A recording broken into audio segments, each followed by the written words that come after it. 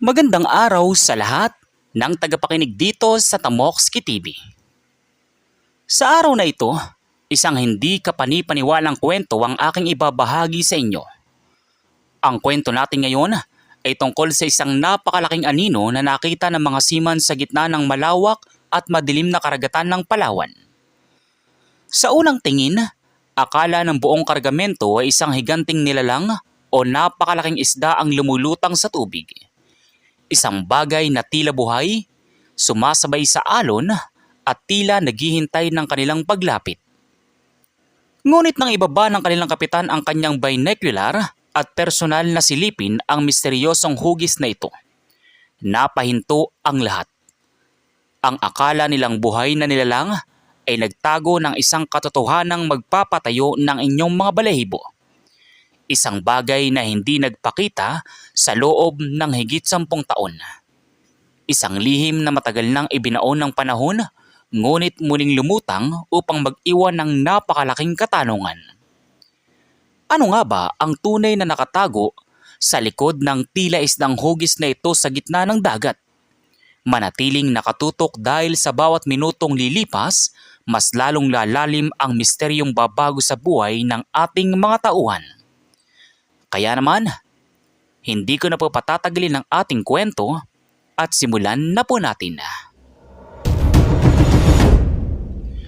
Nagsimula ang lahat sa kalagitnaan ng karagatan, malapit sa lalawigan ng Palawan. Ang gabi ay napakatahimik, ngunit ang kadiliman sa paligid ay tila may bitbit na kakaibang bigat. Ang barkong MV Esperanza, isang malaking kargamento na naglalayag patungong silangan, ay tahimik na binabagtas ang malalim na karagatan. Si Roy, isang batang seaman na nakatoka sa panggabing pagbabantay sa deck, ay nakatayo habang pinagmamasdan ang malawak na kalawakan ng tubig. Sanay na si Roy sa mahabang gabi sa laot, ngunit ngayong gabi may kakaibang pakiramdam na lumalamon sa kanyang kaibuturan. Maya-maya pa, may napansin si Roy sa di kalayuan.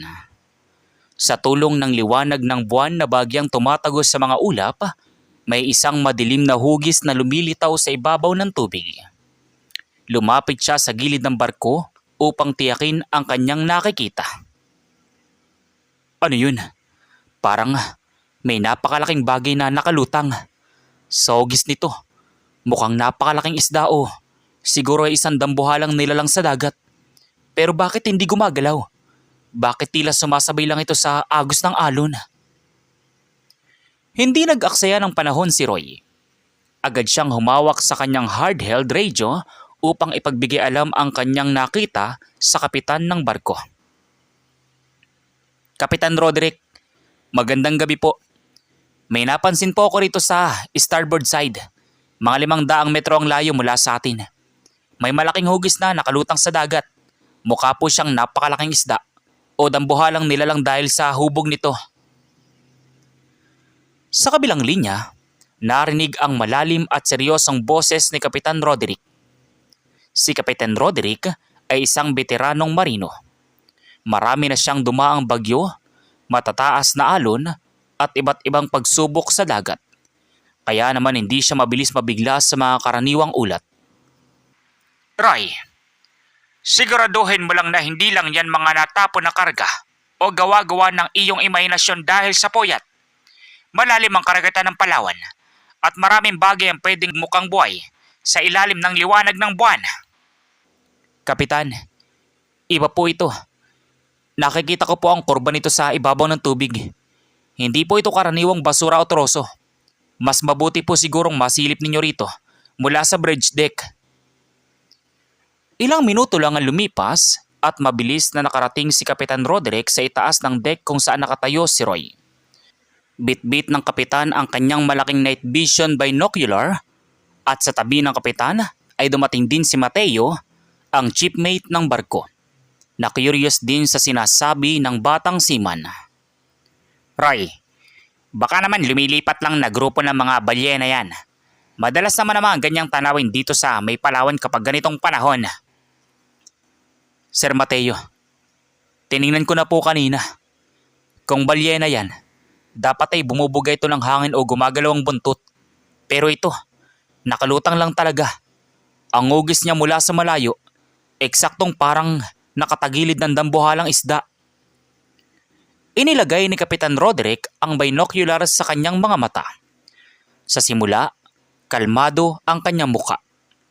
Tulad ng isang kapitan na nakakita na ng lahat ng bagay sa dagat. Inayos niya ang focus ng lens upang makita ng malinaw ang misteryosong bagay na lumulutang sa gitna ng madilim na alon. Ngunit habang unti-unting lumilinaw ang imahe sa kanyang paningin, ang kalmadong mukha ng matandang kapitan ay biglang nabalot ng labis na pagtataka. Ang kanyang mga kamay na umahawak sa binocular ay bagyang nanginig. Kapitan Roderick, ano pong nakikita ninyo? Isda po ba talaga o ibang uri ng nilalang sa laot? Ibinaba ni Kapitan Roderick ang binocular ng dahan-dahan. Ang kanyang mga mata ay nanatiling nakatitig sa malayo. Tila hindi makapaniwala sa kanyang sariling naitala sa kanyang paningin. Ang garalgal at matandang boses ng kapitan ay napalitan ng panginginig. Hindi yan isda. Hindi yan anumang nilalang na may buhay sa karagatan. Ano pong ibig niyong sabihin, kapitan? Kung hindi yan nilalang sa dagat, ano po ang bagay na yan na napakalaki? Yan ay gawa ng tao. Ang nakikita ninyong kurba na mukhang hugis ng isda sa ibabaw ng tubig, yan ay ang kalawangin at sira-sirang bahang, isang lumang hall, isang lumang barko na nakatagilid at palutang-lutang. Nagkatinginan sina Roy at Mateo. Bakit may lumang barkong palutang-lutang sa bahaging ito ng Palawan nang walang ilaw o anumang senyales ng buhay? At ang mas nakakatakot, ang marka at pangalan na nakatatak sa gilid ng natitirang bakal nito. Kilala ko ang barkong iyan. Iyan ang barkong nawala noong isang dekada nang nakalipas. Ang barkong itinuring ng lumubog, kasama ang lahat ng crew nito. 10 taon na ang nakakaraan. Ngunit ngayon, narito ito sa harap natin. Lumulutang na parang isang anino. Isang malaking katahimikan ang bumalot sa buong deck ng MV Esperanza. Ang barkong 10 taon nang nawawala at idineklarang naubos na ang mga tao ay misteryosong nagpakita sa kalagitnaan ng gabi sa laot ng Palawan. Ano ang nakatago sa loob ng lumang barko? Bakit ito lumutang muli pagkaraan ng isang dekada? At mayroon pa kaya silang matutuklasan sa loob nito na hindi inaasahan ng sinuman? Hindi magkaintindihan ang mga seaman sa ibabaw ng MV Esperanza. Ang hanging umiihip mula sa direksyon ng floating ghost ship ay may dalang kakaibang amoy. Amoy ng kalawang, lumang tubig dagat, at tila tuyong amag na matagal nang naimbak sa isang saradong kwarto. Si Roy, habang hawak ang kanyang flashlight, ay nakatitig pa rin sa gilid ng lumang barko. Kapitan Roderick, 10 taon na po ninyong kilalang barkong yan? Paanong nangyari na lumulutang pa rin ito hanggang ngayon? Kung lumubog po ito noon, dapat ay nasa pinakailalim na ito ng dagat ng Palawan, hindi po ba? Iyan ang MV Mactan Star.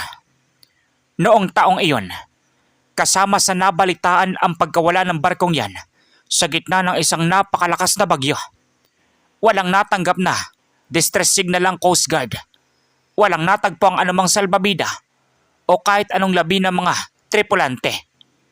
Ang sabi ng mga otoridad noon, tuluyan na itong nilamon ng napakalalim na bangin sa ilalim ng dagat. Pero kapitan, tingnan nyo, nakamirench o nakatagilid ang huli nito. Ang kalahati ng ibaba nito na nababalutan ng lumot at tulyang siyang nakalabas sa tubig. Kaya pala mula sa malayo, mukha itong hugis ng napakalaking isda o balyena. Habang nag-uusap ang tatlo, dumating sa deck ang isa pa nilang kasamahang seaman na si Danilo. Si Danilo ay ang tagapangalaga ng kagamitan sa barko. Isang taong praktikal at hindi mabilis maniwala sa mga kwentong kababalagan. Kapitan, narinig ko sa radyo ang pinag-uusapan ninyo. Pinalapit ba natin ang ating barko dyan? Mapanganib po yan kung abandonado bisel yan sa 10 taon lang nakalutang. Pwedeng magkaroon ng banggaan o kaya naman baka may mga bagay dyan na hindi natin pwedeng pakialaman. Alam ko ang panganib, Danilo. Pero bilang kapitan at bilang isang marino, hindi natin pwedeng iwanan lang ito ng basta-basta. Baka may mga mahalagang dokumento o logbook sa loob ng barkong yan na makakapagpaliwanag sa pamilya ng mga nawalang tripulante kung ano ang tunay na nangyari sa kanila 10 taon na ang nakakaraan.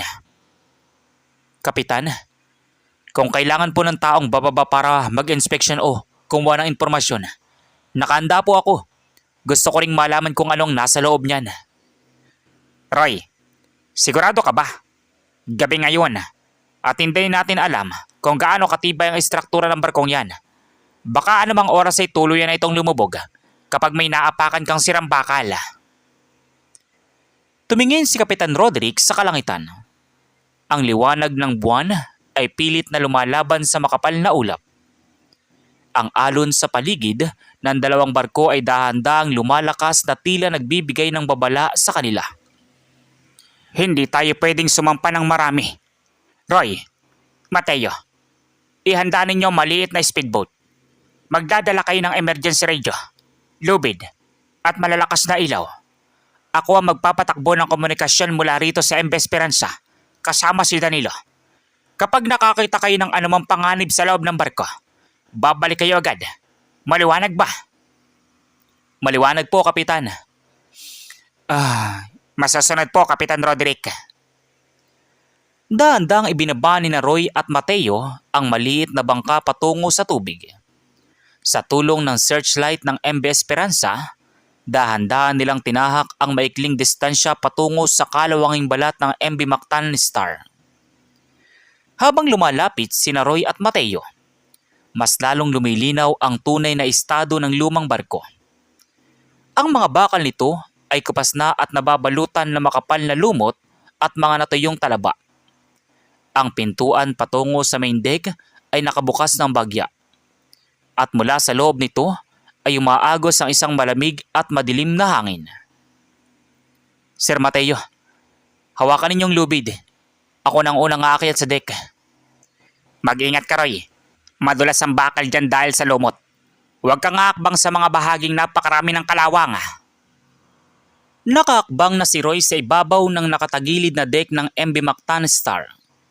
Ang kapaligiran ay napakatahimik, maliban sa lagaslas ng alon na humahampas sa ilalim ng barko.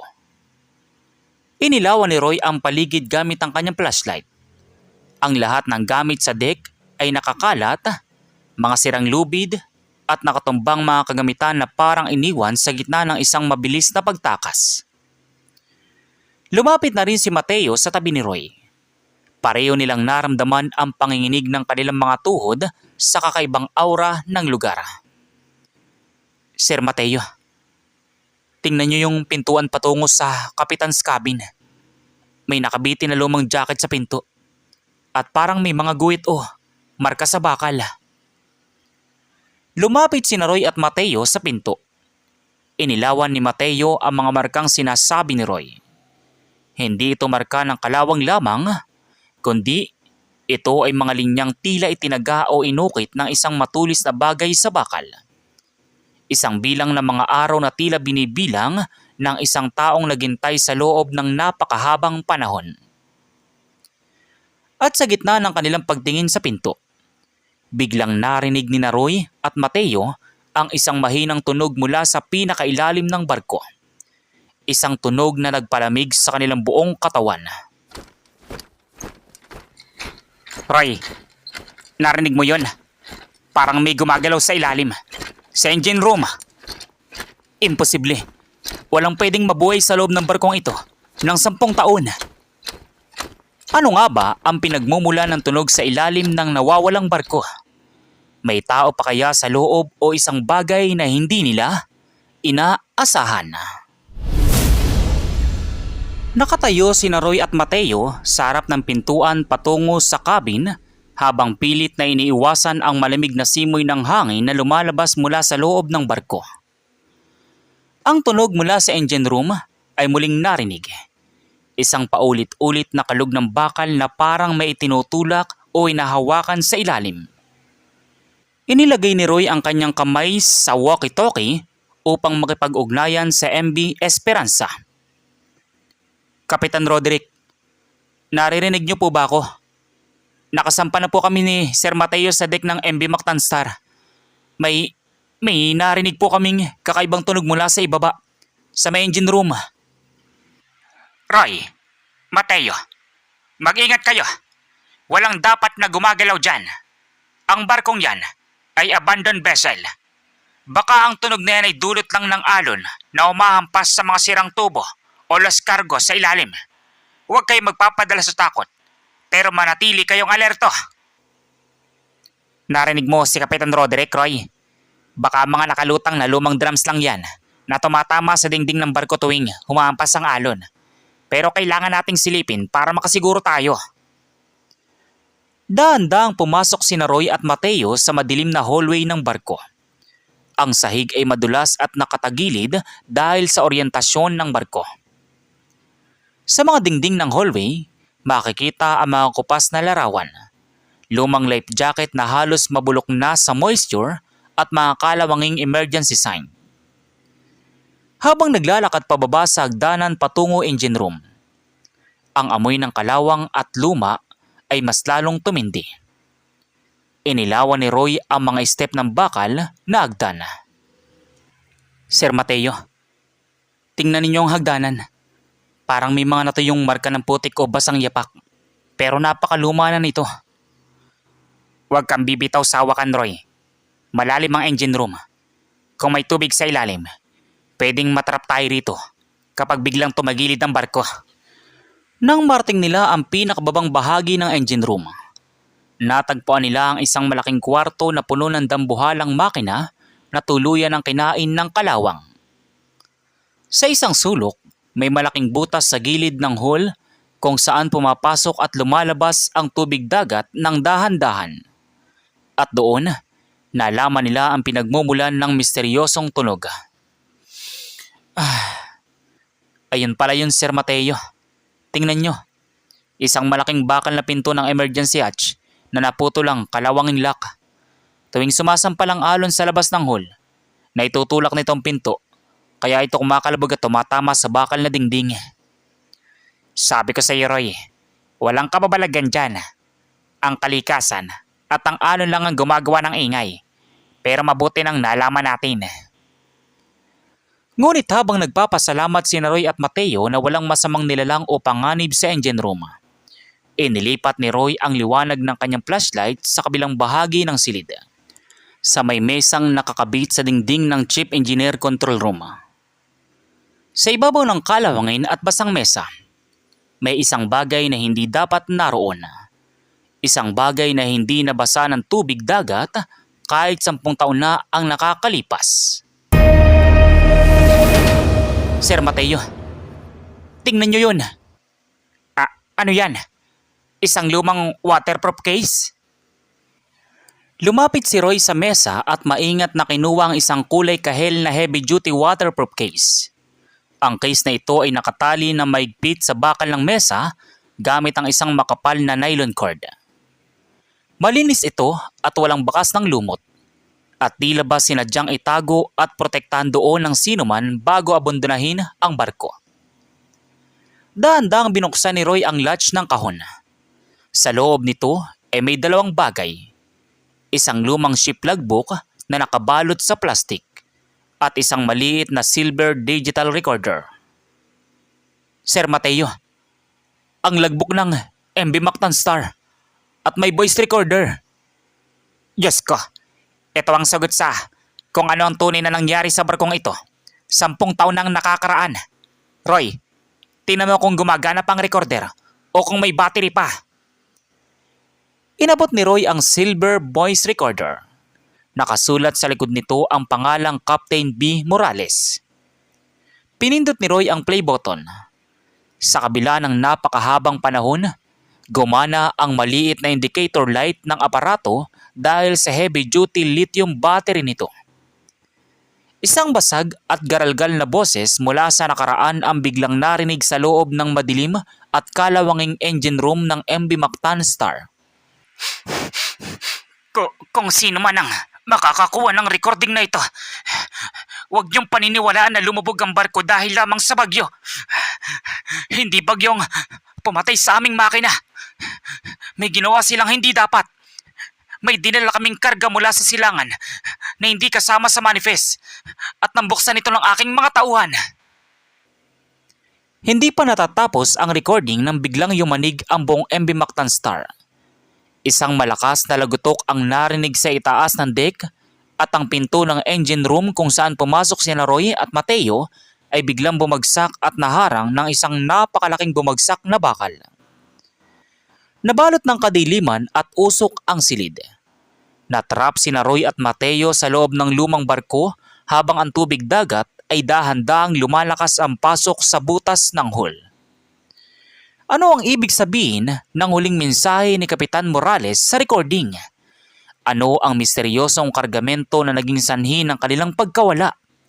At paano makakalabas sina Roy at Mateo mula sa nakakulong na engine room? Nabalot ng makapal na alikabok at usok ang loob ng engine room. Dahil sa matinding pag-uga ng barko, ang dambuhalang bakal na suporta sa itaas ay tuluyang humagpak pababa, diretso sa lagusan patungo sa hagdanan. Si Roy na napasandal sa lumang control panel ay mabilis na itinutok ang kanyang flashlight sa pintuan. Sir Mateo, ayos ka lang ba? Nasaan ka? Nandito ako, Roy. Ayos lang ako. Pero tingnan mo yung pintuan. Nabagsakan lang naglalaki ang bakal. Natrap tayo rito. Agad na tumakbo si Roy patungo sa pinto at sinubukang itulak ang bumagsak na bakal. Ngunit napakabigat nito.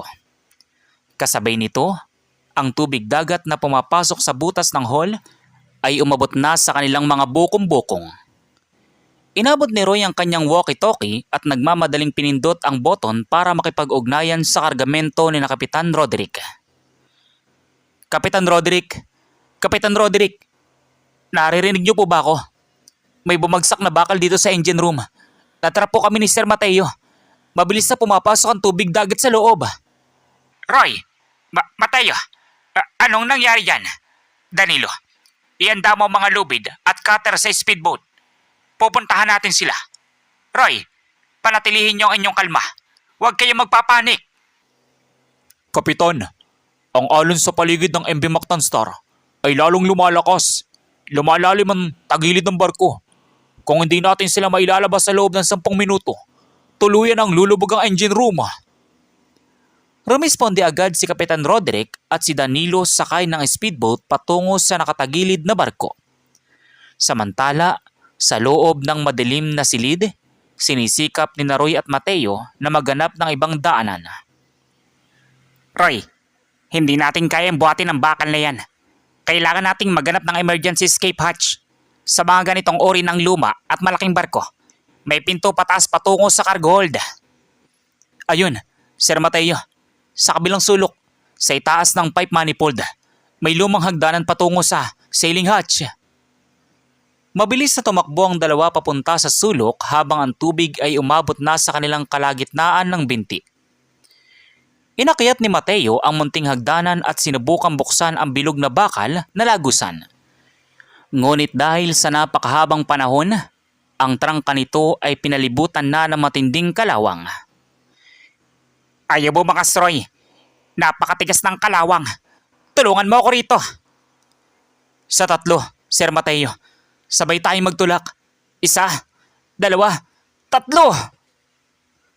Sa wakas, sa tulong ng kanilang pilit na pagtutulungan, mabilis na lumutang at bumukas ang trangka. Lumabas ang sariwang malamig na hangin mula sa cargo hold number 2 ng barko.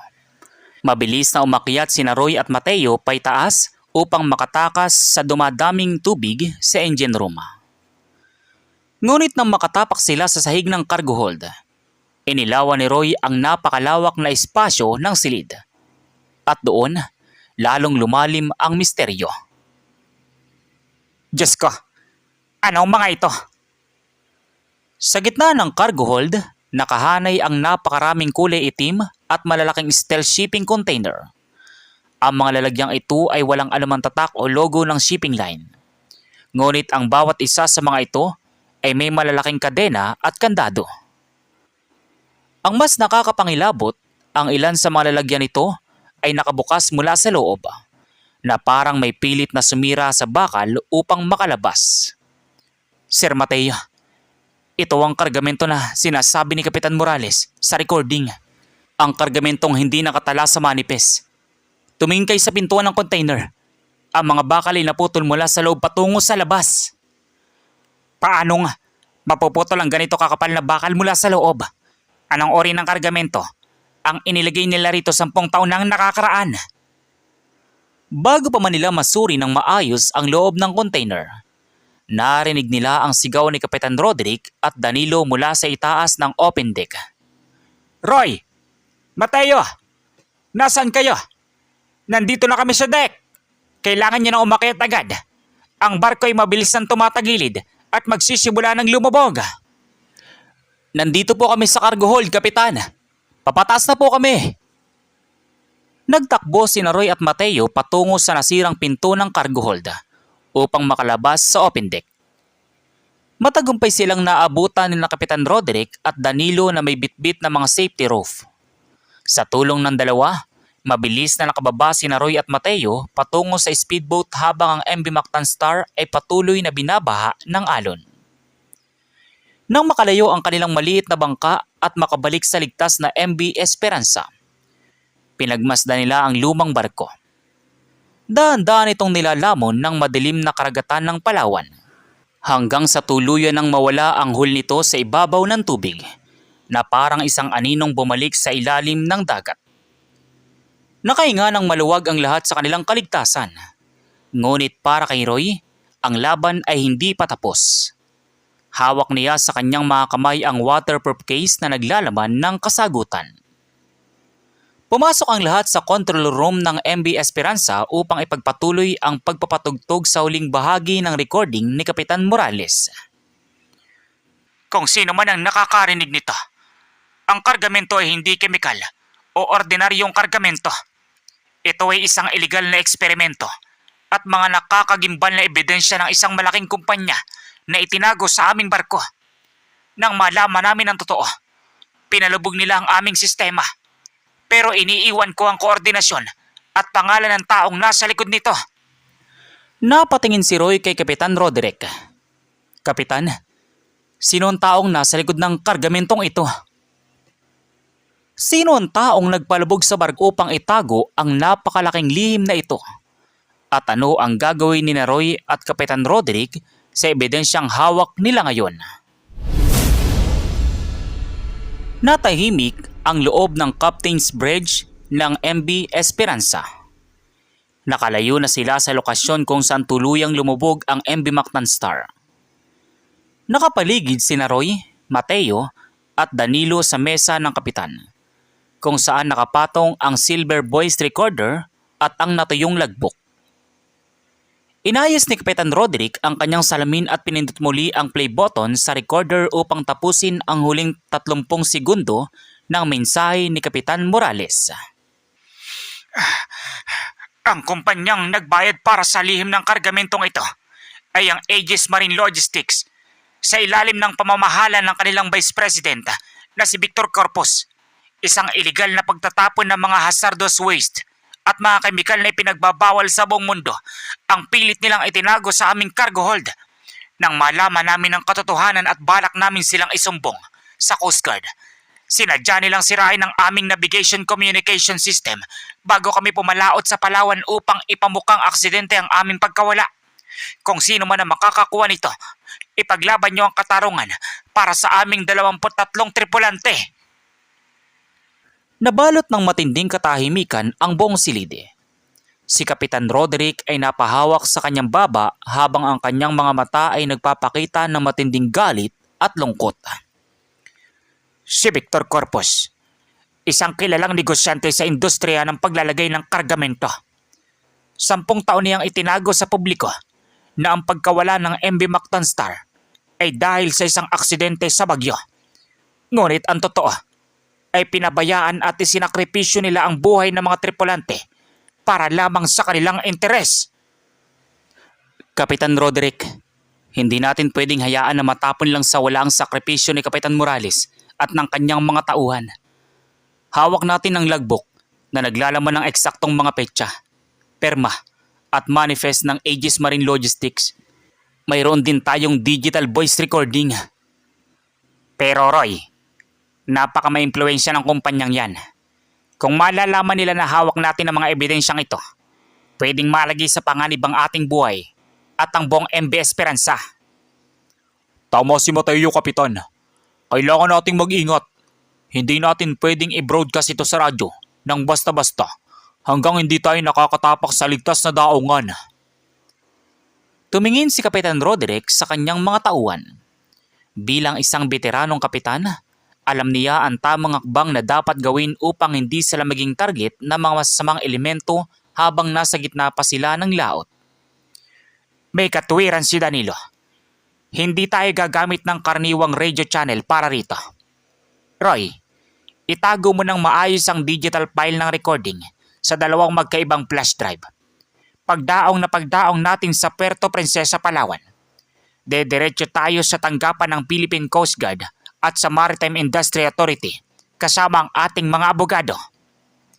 Naintindihan ko po, Kapitan. Gagawin ko po agad ang backup files. Samantala, pagkalipas ng 3 araw, dahan-dahang dumaong ang MB Esperanza sa daungan ng Puerto Princesa, Palawan. Hindi nag-aksaya ng panahon sina Kapitan Roderick at Roy. Kasama ang mga matataas na opisyal ng Maritime Authorities at Coast Guard, formal nilang isinuko ang mga nakuha nilang ebidensya mula sa lumutang na MB Mactan Star. Dahil sa mga malinaw na ebidensya at sa mismong pahayag ng boses ni Kapitan Morales, mabilis na naglungsad ng malalimang imbestigasyon ang mga otoridad. Naging pambansang balita ang pagkakadiskubre sa totoong dahilan ng pagkawala ng barko. Ang kumpanyang Aegis Marine Logistics at si Victor Corpus ay formal na nilapatan ng mga kasong kriminal at legal na pananagutan sa batas. Ang 10 taong misteryo na nagdulot ng dalamhati sa mga pamilya ng 23 na walang seaman ay sa wakas naituwid at nabigyan ng katarungan.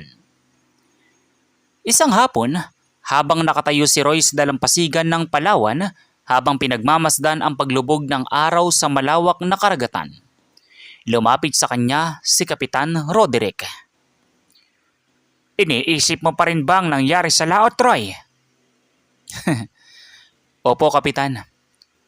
Iniisip ko lang po na kung hindi natin napansin ang akala nating malaking isda na lumulutang sa gitna ng dagat nung gabing yun, baka hanggang ngayon ay nakabaon pa rin sa kadiliman ng katotohanan.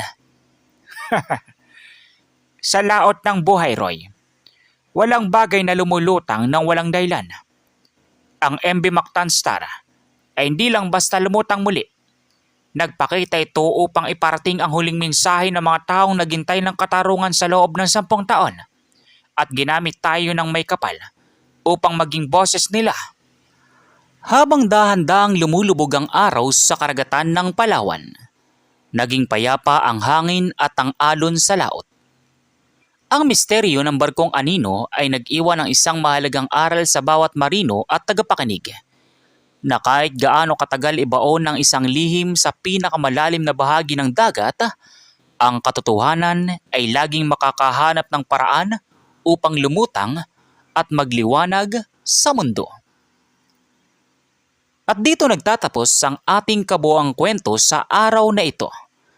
Maraming salamat sa inyong walang sawang pagsubaybay mula part 1 hanggang sa uling kabanatang ito. Huwag niyo po sanang kalimutang mag-like, mag-comment ng inyong saloobin tungkol sa kwentong ito at mag-subscribe sa Tamoxki TV para sa marami pa pong exciting at kapanapanabik na mga kwento. Hanggang sa muli nating pagkikitang muli, mag-ingat po tayong lahat at pagpalain nawa kayo ng may kapala. So once again, inuulit ko pong muli. Ako po si Tamoxki TV. Kita-kita po tayong muli sa mga susunod pa nating maraming mga kwento. Thank you and God bless you all. Peace out.